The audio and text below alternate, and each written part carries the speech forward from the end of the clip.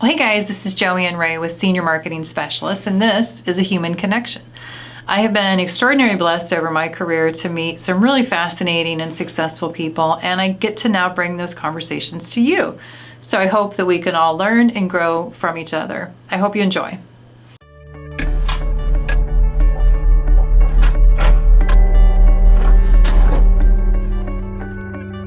Well, hey guys, this is Joanne Ray, and welcome to another edition of The Human Connection. I am super honored today to have one of my fan favorites with joining us here today. This is Chris Kolowich, who wears many hats within the AIMC and now Integrity family.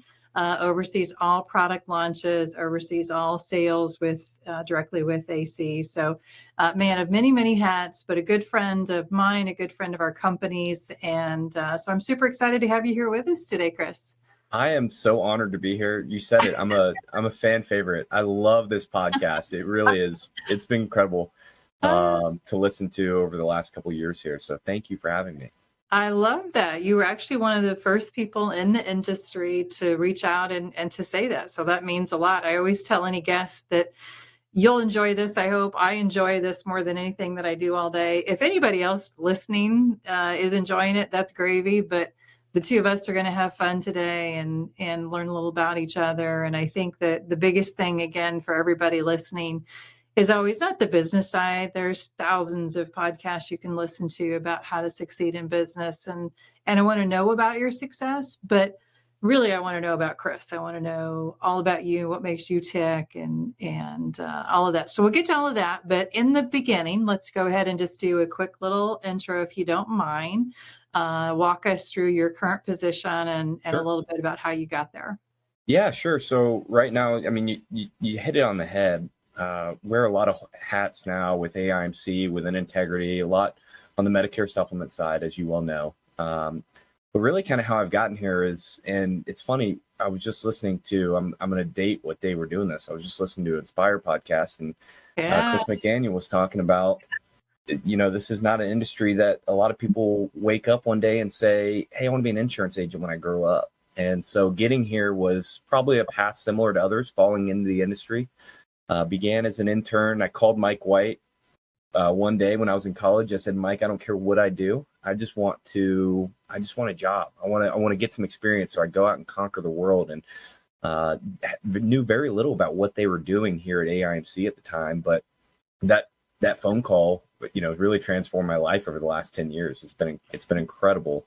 Got to know you all over the last few years as I started to work through, go from recruiter to working with Mutual of Omaha and that account with AIMC team. Really got to know your whole team then. And then now here we are, all part of Integrity, and it's just been a whirlwind. And it's been fun along the way. And you said earlier, talking about, we're going to learn less about what we do, but it's, everything that we do doesn't feel like work a lot of the times. There are those days but it's, I will just say, like, getting to where I am now, and that's not really too far, but we're working there.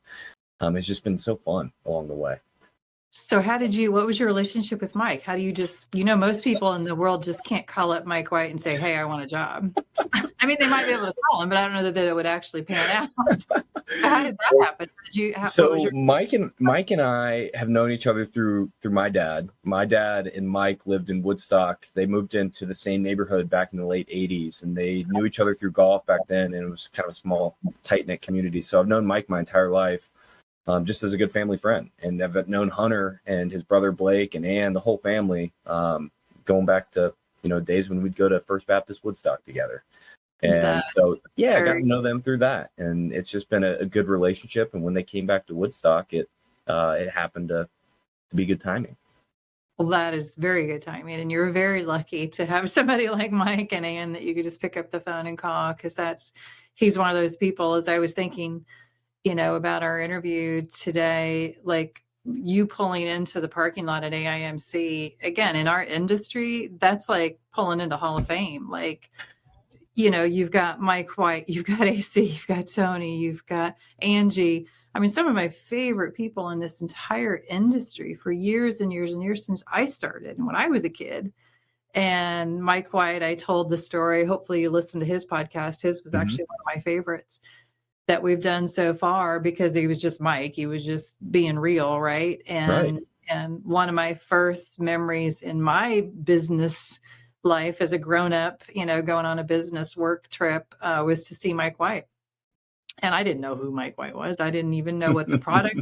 I'm sure it was to get introduced to some new med sup that was going to change all our lives, and I'm sure it did.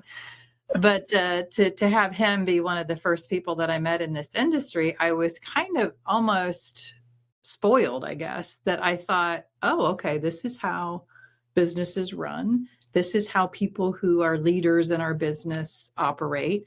I very quickly realized that he's not the norm, that he is definitely an anomaly. But through all our partnerships over the years, through our growth, and now through Integrity, we get to choose who our partners are. And I would line up, almost every single one of our partners now is that same kind of cut from the same cloth as Mike. So I hope you feel that privilege when you pull into that parking lot each morning, that you're kind of pulling up with royalty in our business. It's crazy. I'm actually getting goosebumps right now. I'm not even kidding. It's it is special. And there are days obviously where I think that we take things for granted, right? Because sometimes it does feel like it, another day on a rainy morning, maybe pulling into the office and it's like, got to go to work. But it's most days that I'm like, gosh, I'm lucky. Right. And I think I've seen that more working more closely with partners now, is just how lucky I am day in, day out to be able to sit in there with Mike, with Tony, with AC, some guys that really know this business inside and out from a lot of different angles. They have some very different skill sets that really complement each other. And to be able to just observe that and be able to participate in that, that's just, what a blessing. It's incredible. But you said something there, Joanne, that I think rings true with really all of our partners, is that there's that string of being just really good people. And you said that you didn't know exactly who Mike was when you first met him, maybe, but you probably had that first impression that, wow, just a good guy, just shirt off your back type person. And I think that rings true with most folks. We refer to it internally, right, as a campfire test, someone you want to sit around the campfire with. And it's really, and it's usually people in this business are folks that you would just want to hang out with and maybe kick your feet up with, and also would give you the shirt off their back. Yeah, absolutely. And Mike, he hit every one of those marks the first time I met him. And in fact, so we talk a lot about the campfire, who you'd want to sit next to. I always think going out to dinner or going out with to get a meal with somebody is a pretty good indicator too. When you meet somebody for the first time anyway, you kind of see how they treat the wait staff. You see how they treat the other guests. You kind of see, how they just respond in general conversation. And so when we have carriers or guests that come here and always want to go to lunch, it's not a test. I don't mean it that way, but you can tell a lot about somebody. And with Mike, the story that I told on his podcast was the very first thing we did was we went out to dinner at a seafood restaurant. And I'm a farm girl from Southern Iowa, and I'm 24 years old probably at the time. I've never been to a fancy seafood restaurant. And you go to dinner with Mike White and you not only order what you want, he just orders everything off the menu, right? He just food just keeps coming and coming and coming. Like, who is he feeding? And he was responding because I had said, oh, I'd never had that, or I've never tried that. And he would order a whole plateful and just enjoyed the act of taking care of others, enjoyed being a host. And I could tell it was genuine. He knew the waiter, he knew the owner, he knew the guys sitting in the next booth, treated them all the same. It didn't matter if you're the owner or the waiter, he didn't care. I couldn't tell which one was which by how he treated them. And so it's just, I kind of always been I go back so many years ago, but I go back to that dinner a lot, actually, as weird as that sounds, because it had such an impact on me as a young kid coming into the business world. And still at that time trying to figure out, is this where I want to be? Is this where I want to grow? And between Dan McNerney, who, got me my start, and then meeting with Mike, I'm like, okay, these are the kind of people I think that I'm meant to be around. I can learn from these guys. I can grow with these guys. They're going to allow me to have the room and the space to grow. So we're both super lucky to have pretty phenomenal mentors that we had that started in the business with. Absolutely. I mean, it's funny to see that first person and then to have someone else be around you to experience it. And it's like, Yeah. it is just special. I mean, Yeah. it really is. So yeah, those guys. Oh, I'm sorry. Go ahead. No, I was going to say those guys mean the world to me. So they mean to cut you off. Yeah. No, I was just going to have you walk through a little bit more of your role within Integrity now. So we don't have any shortage of new carriers, new opportunities, competition, right? All that stuff that we all thrive on. Walk us through a little bit about what your role is behind the scenes. We see a carrier once it's like up in lights and ready to go. What is the process there of getting that carrier from they've never heard of us or we've never heard of them to it's ready to launch on Monday? Kind of walk us through what that process that most people don't see. Yeah, a lot of those discussions begin years in advance from that announcement date. And that's really where Tony and AC shine, is starting to really build those products behind the scenes. Everything, if we're talking the MedSup side, it's just everything from pricing to working with the legal teams to negotiate all the ins and outs of the contracts and everything that goes into that. And then you start to bring in, now we've got Thomas Arts, who's just been incredible. And then you start to bring them into the fold to start developing a marketing strategy so that we can bring something to the market and be not only attractive for partners, for the agents that they work with, and then most importantly, the clients that they serve. And so we want to make sure that the strategies are sound and that there is, a defined strategy, and we're not just going out there and hoping it works. I think, one thing that's been really important to me is learning how to fail and figuring out how to grow and learn from those failures, because, it's important to do that. And if you don't, then you're going to continue to do the same thing over and over again and expect different results, and you don't get that. So all the marketing strategy that goes into it, is very important. Thomas Arts, again, does an incredible job. And then from there, it's getting it into the hands of y'all. And you guys do what you do and what you could do so well and have for years is important. And then continuing to grow it from there is the name of the game. So are there some products that you're actually helping build, like from the pricing to the commissions to the benefits, and then some is kind of pre-made, if you will, that we're marketing, or do you have some in between, or? Yeah, absolutely. There's, most of them we have conversations with the actuaries, beat them up a little bit on pricing so that we can have some, because let's be honest, MedSup for the most part is commodity driven. There's some other benefits thrown in there.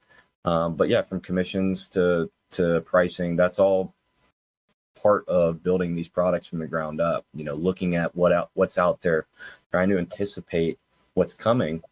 So that we can have something that when we do a year and a half or 2 years down the road go to market with, we've got something that's going to be positioned right then. How do you think, and I didn't prep you for this question, so I apologize, but what do you think the Medicare supplement market? So there's a lot of talk in our industry right now. MA is growing exponentially. It's already past the mark that we thought we were going to hit in like 2029 from a market share between MedSup and MedAdvantage. MedAdvantage has the advantage of being able to sit down every year and recreate a new product, throw in extra benefits, have all the sizzle, all the commercials. They get all the sexy stuff of being able to add new stuff every year. And MedSup was built in 1960s, I forget now. And other than a few across the board changes, MedSup carriers can't do as much with the change every year. What does that mean to the MedSup market, and how on earth do you keep continuing to find, seems like month after month, new carriers coming into the market that are killing it? They're all doing really well, right?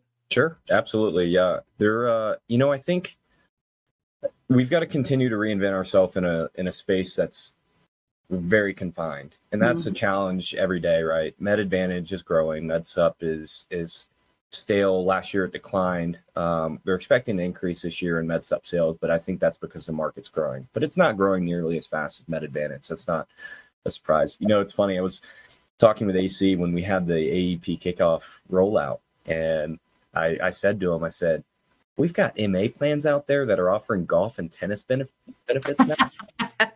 how are we supposed to sell any med subs? And AC's comment to me was, I think I'm going to disenroll from my med sub and get an MA now. If it's including that. No, he was joking, people. But no, I mean, the reality is there's always going to be room for both. And I think that, the markets will both continue to evolve. And I think that the security and the flexibility of a Medicare supplement is going to continue to be there. And there's going to be plenty of folks that still find that that's the best fit for them. I think the challenge that we face as an industry is getting agents to understand that there are two options, right? This time of year, especially, MA is constantly just shoved down the throats of agents. And that's all we talk about. And it is a very busy time of year, but we've got to have a servant heart when we go to clients, right? And that's one thing that kind of, I'm probably getting ahead of myself, but really makes me tick every day, is having that servant's mind, servant's heart when approaching a client. And the only way that you can do that is if you're truly offering them what could be the best plan for them. And the only way to do that is to figure out, what their needs are, what are their constraints, what are their challenges that they face, so that you can, as an educator, as a service person, because we're not in sales, we're in the service industry at the end of the day, what is going to make or be the best decision for them. And then you can make recommendations from there.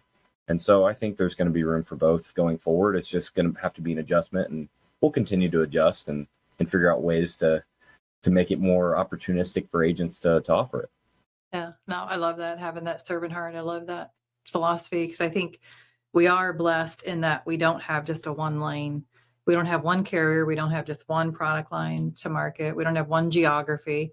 We all represent agents all over the country who represent people of all demographics, all geography, all financial needs. So I think the Avenue Med Advantage, especially this time of year, gets all the attention.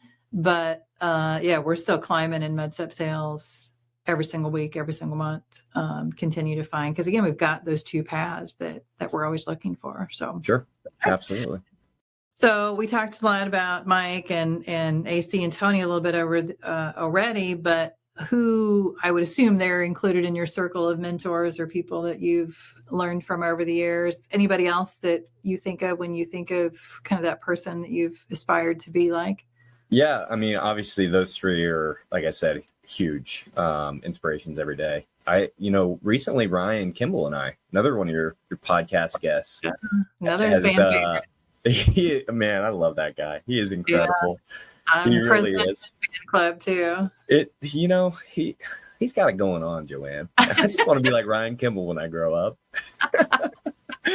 No, seriously, Ryan, when Ryan first joined Integrity, when Agent Pipeline first joined the partnership, we were bouncing ideas off Ryan. And one thing that's really, really neat about him is he's always got a different perspective. And I think that, here in our office every day, we're so laser focused on certain things that sometimes it takes that outside perspective to step back and say, maybe we need to look at this differently. And so Ryan's been a great mentor personally for me to figure out how I can continue to grow in my career and how I can continue to grow as a person outside of just growing sales every month, right? I want to continue to grow. I think growth is so important. It's one thing that drives me every day, is to continue to grow. So Ryan's definitely a huge part of that. And then from a personal level, I'm very, very close to my dad. And every day I'm talking to that guy at 8:30 in the morning, 8 in the morning on the way to work. And heck, we have lunch 3 times a week. When we get off this podcast here, I'm going to have lunch with him. So that's just somebody that every day, he's kind of a guiding light, helps me figure out, hey, if I'm facing a difficult decision or challenge, what his perspective is and what the ramifications are, what the opportunities are. And he's been huge for me in that aspect. Oh, I love that. I love to hear that. So Ryan Kimball, like I said, like you said, just, continues to amaze me. And the closer that he and I are working together on a lot of different projects, I'm like, dang, dude, a lot of good ideas. And I kicked myself the other day. This was just literally last week, Chris. I was struggling with just this whole situation that I had going on. And I didn't immediately think, I should call Ryan. But somewhere in the course of my day, I had to call him on something else, probably that I was bugging him about. So while I was bugging him about that, I said, you know what, let me throw this out to you. And he had like 3 like amazing ideas and paths that I never even would have thought of. I was like, And dang, you're kicking yourself. You're like, why didn't I think of that? why didn't I think of that? Or why didn't I think to call you sooner? I've been struggling with this for 3 months. He really does have really fresh ideas always, and Yeah. just always just a great take on a lot of different Well, opportunities. whose ever idea it was to put him in this position was perfect because he's us. He's one of us. He gets Sure. what it's like to be an FMO, a business owner, a partner, business unit, as we're called. And he can see things now from the integrity side as a group, Right. how we're going to get somewhere. So I feel like this whole podcast is dedicated to Ryan Kimball. We've been way too kind to him. All right, we can switch gears and just talk bad about him if you want. No, We can bring him down a level. Just kidding. No. So when you talk about your dad too, that's always very special to me to hear, because as a mother of adult children, who not a single one of them followed me into this business, but they're all doing what they love, so it makes me happy. But when any one of them call and they don't say, "Hey, Mom, I need some business advice." That's not their lead in, Sure. but somewhere in the course of the conversation, they're bringing up different situations and not asking for my advice. But when I'm able to say, "Oh, wow, I had something like that similar happen." I tell you what, Chris, you make your dad's day every day. I can guarantee that, because when you're literally asking or sharing your day, talking about your work, your life, your work-life balance, and all of the things that go along with that, and you're wanting his input without just saying, "Hey, Dad, give me some advice." Sure. That means the world to him. I can tell you, as a parent of adult children, it's pretty amazing. So that's awesome that you have that relationship. Yeah, it's something that, he and I have been so close for, forever, obviously. But it was always, our baseball coach growing up. And so he's always kind of been that coach figure in my life to me. And so I think that's just starting to naturally translate as we get older. And, everyone talks about when you're a teenager, you're the smartest kid in the world. And I definitely went through that phase, but it's like I'm coming around to that point now at 29 years old. It's like, man, this guy actually does know what the heck he's talking about. Maybe I should listen to him every now and then. So it's 29. That's what I have to wait for my kids to get to before they understand. No, sounds like they're way ahead of me in that regard. I love it. So let's talk about, so I know you love golf. Let's Mhm. put that out there. I know that. What do we find you mostly doing when you're not at work? Anything that's related to sports has always been super important to me. I just mentioned that growing up, Dad was always coach, and that was always baseball growing up. Transitioned to lacrosse, so anything sports related has always been a huge part of my life. And I think the interesting thing about sports, and I've heard a lot of people talk about this in the past, is the similarities to business that they have. And so starting to understand those more and more. And I mentioned failures earlier, seeing folks fail, seeing athletes fail, failing myself on the, personally on the golf course, even though I'm not a great golfer, but being able to fail and figuring out how to get better and consistently get better every day is something that I really take, that's just important to me. And so I guess on the weekends, you'll find me playing sports at sporting events. One thing I got into recently, Joanne, that's pretty interesting, is photography. And a little bit different dynamic, but I've always grown up also being super into getting out into nature, camping, hiking. I was a Boy Scout growing up, and that was always that always kind of instilled like getting out into nature, and combining all that with photography to be able to capture special moments and try to capture it through a lens and in a single shutter click has been really, really fun. And it's a new skill to try to conquer and challenge for me. I love that. You've inspired me. So that's my favorite thing to do. If I'm not at work or with family, I'm in the woods somewhere in nature on a hike or a bike ride or run or something. And every now and then I do stop. I force myself to stop and look up, and just look around literally and take that in. There's lots of very philosophical statements that I can't quote perfectly right now, but being in nature will fix so many things. If you literally put your phone down, look up, look around, take all that in, touch nature, being in nature. There's something that's very therapeutic about it. I've always told my husband that running has been like, saved thousands of dollars in therapy, because to me that is my therapy, is to get out in nature. And so to have the ability to capture that, you've inspired me. Maybe I want to. So did you start with your phone, doing it that way? Did You know, you? heck, the camera on these things now is so So incredible good. that half the time I don't even have to carry around my big DSLR camera. But it's it started out really, I guess, when I was younger, just liking to take photos every now and then starting to, I guess, figure out, okay, let's maybe study this a little bit. So bought myself a camera, tried to study all the different, aperture and shutter speed and how that affects, the moment that you capture and how that can inspire different moods or feelings coming out of a camera. But I think really just trying to tie all those together whenever I'm out in nature and be able to share a moment with somebody else has just been really fun. And it actually started, to be honest with you, with golf. And so I know we're kind of bouncing around here, but there are a couple folks now with social media that I followed on Instagram, and I really love their golf photography and how they did exactly what I was just talking about, capturing moments, telling a story, right? I think in the translation there to businesses and sales specifically, we always try to tell a story, right? The why behind something, and try to inspire emotions and invoke emotions out of people. And I think photography has a lot of similarities there. So I saw that, and then I bought a camera and started to incorporate that into golf and the hikes. And there's some funny stories about that first camera. That camera is now at the bottom of a river in Blue Ridge that I took on a kayaking trip. Hike. Yeah, well, I was on a kayaking trip. I probably shouldn't have brought the camera, but I was devastated after. But it was it's something that I've stuck with, and there's a lot of times that I'll bring my camera on me or with me on work trips. And if I can find, an hour to carve out to go see somewhere that's special to that town or that place, then I'll try to do that, so that, I can go out and experience something new outside of just doing what I do every day, and being able to kind of ground myself in nature, especially. That's awesome.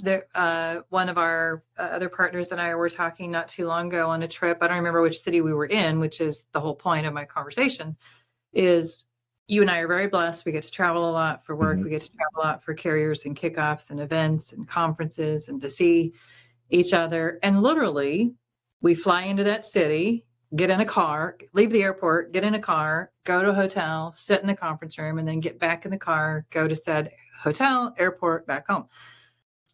And that's ridiculous. I know it's all about time, and we try to make the most of every single minute and every single day, and we got to fly in just in time to get to the meeting and do the thing and then fly home. Right.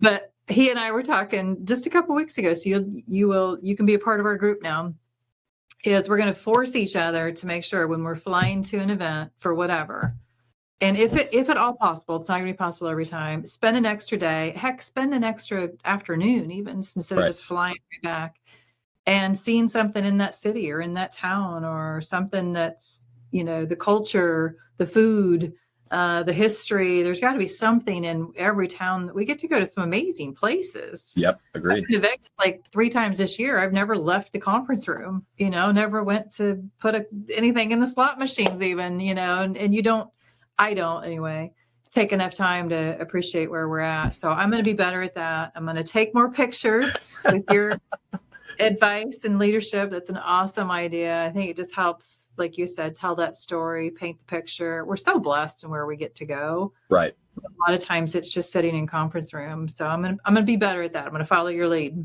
One thing I love about these phone cameras are so good now that you can take these photos, and I find myself a lot of times at night just sitting scrolling through old photos and going through memories and re-experiencing those cultures, right? It's a special to me. So yeah, definitely recommend it if you can. Those photo hops, man, that'll get me every time. Right. That was 11 years ago today. Yeah, exactly. Oh gosh. Don't even get me started. That's scary stuff right there. I know, right? But it is. When you love what you do and you love who you do it with, Yep. We should be taking more pictures. Sure. We should be celebrating those events more, not to put out on social. That's fine if you do, but more just again for us to enjoy and us to remember and look back. And this is a fun ride we're on. Yeah. And if we're not documenting it and not careful, we're going to wake up and, the next part of the ride is going to be ready and we didn't document near enough. So that is my takeaway from Chris Kolowich today. I'm going to learn to be taking more pictures, saving those memories, preserving those moments, preserving the places that we get to go. I think that's awesome. Yeah. And, not to get too philosophical, but I think like pulling out what you just said there, part of the thing that is so important to me is the journey, right? And trying to live in that moment, trying to enjoy the journey. I mean, a lot of times we're thinking about where we're going and not how we're getting there or what the vehicle is getting there. But I think that everyday process of being in the moment and enjoying the journey is just, it's so important to not only, I guess, just our success, but to our overall well-being, right? And I think that's just so important. I try to remind myself every day of that. I don't have it with me here right now, but I'll send a picture of it when I get back to my office, because I have coffee mugs that say "Enjoy the Journey." I have a poster that says "Enjoy the Journey." I have it plastered all over everywhere, because that is a big reminder for me, because we do get to going way too fast to try to get somewhere, right? And forgot all about all these wonderful things and the people that we're meeting and seeing and getting to spend time with along the way. So, yep, I love that you share that same philosophy as well. So let's talk about some more fun stuff. What's the music on your playlist that would surprise us the most? Ooh, wow. A good one? I don't think I was ready for that. It's Joanne. It's all over the place. And I know everybody says I like every type of music, but I'm not even kidding. From lately, it's been like Texas country.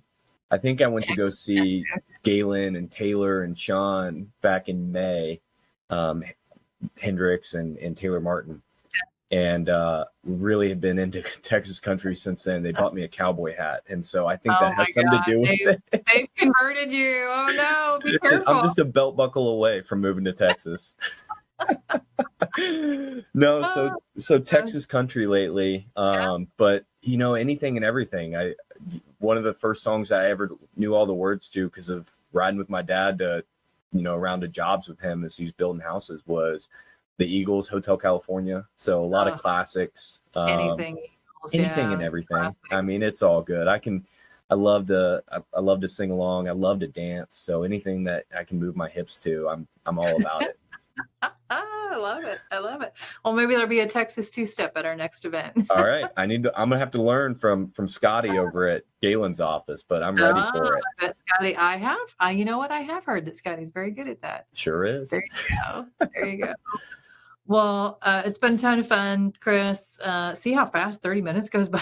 It goes so fast. We could do this for 2 hours. Easy. I know. Well, we'll have to bring you back for a part 2 to get a little deeper, but really appreciated you joining us today. Really appreciated the talk and getting to know you a little bit better, and having all of our people that are listening learn a little bit more about you, and hopefully learning a little bit more about how to enjoy their journey as well. So appreciate you. Joanne, thank you so much. I really appreciate it. This was fun. Absolutely. Yes. Let's do it again. Love it. And I'll see you real soon, I hope. I hope the same. Not soon enough, I'm sure. Thanks, everybody. Appreciate it.